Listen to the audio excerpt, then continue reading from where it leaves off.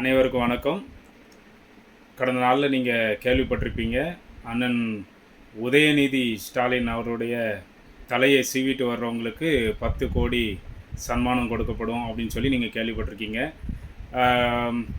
அந்த காரியத்துக்காக, அதாவது அண்ணனுடைய தலையை சீவுறதுக்காக 10 கோடி கொடுக்குறாங்க. ஆனால் ஆயுதம் கொடுக்கறதுக்கு மறந்துட்டாங்கன்னு நினைக்கிறேன். ஸோ என்னிடத்தில் நிறைய வகையான ஆயுதங்கள் இருக்குது. அந்த ஆயுதங்கள் எல்லாம் நான் இலவசமாகவே கொடுக்குறேன்.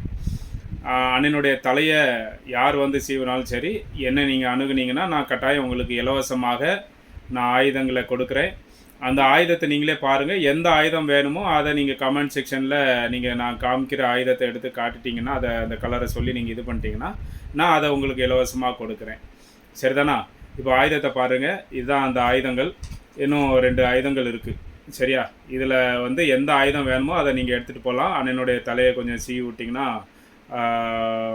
நல்லாயிருக்கும். அவருக்கு ஒரு 10 கோடி கிடைக்கும்ல. யார் சீவுறாங்களோ அவங்களுக்கு 10 கோடி கிடைக்கும். சரி, நல்லா இருந்துட்டு போட்டு நான் இந்த ஆயுதங்கள்லாம் இலவசமாகவே கொடுக்குறேன்.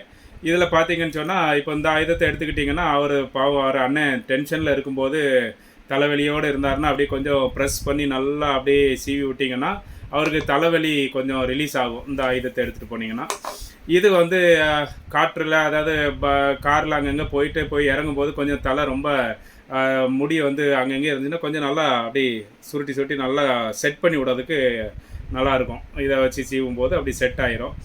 அதே போல் கொஞ்சம் இப்போது நல்லா அப்படி பத்லாவாக வேணும் அப்படின்னு சொன்னால் இதை வச்சு நீங்கள் கொடுத்தீங்கன்னா அப்படி நல்லா பத்லாவாக இருக்கும். இதையும் நீங்கள் யூஸ் பண்ணிக்கலாம். இந்த இது வந்து நீங்கள் அவர்கிட்ட நீங்கள் கொடுத்துடலாம். நீங்கள் இதை கொண்டு போங்க, நீங்களே அப்பப்போ சீவிக்கங்கன்னு சொல்லி கொடுத்துட்டீங்கன்னா அவர் பாக்கெட்டில் வச்சுக்கிடுவார். பாக்கெட்டில் வைக்கிற மாதிரியான ஒரு ஆயுதம் தான் இது. அதே போல் இது பாருங்கள், இது 4 விதமாக இருக்கும். 4 இது ஒரே இதில் ஆயிடும். அதை இந்த இதை நீங்கள் கொண்டு போனீங்கன்னா ஒரே நேரத்தில் 4 விதமாக எப்படி இருந்தாலும் சரி. இப்போ சிக்கு இருக்குன்னா இந்த இதை வச்சு நீங்கள் சிக்கு எடுத்துடலாம். இல்லை பேன் இருக்குனாலும் பேனை கூட எடுத்து விட்டுடலாம். அதே போல் ஒவ்வொரு இதுக்கும் ஒவ்வொரு இந்த இதெல்லாம் பாருங்கள், 4 விதமாக நீங்கள் யூஸ் பண்ணிக்கலாம். இது கொஞ்சம் வித்தியாசமான ஒரு ஆயுதம் பாருங்கள்.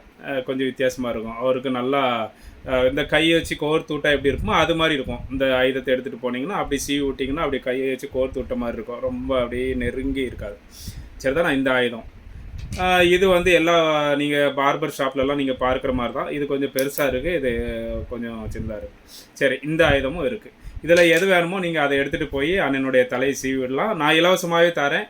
அவர்கிட்ட நீங்கள் 10 கோடி வாங்கிக்கோங்க. நன்றி, வணக்கம்.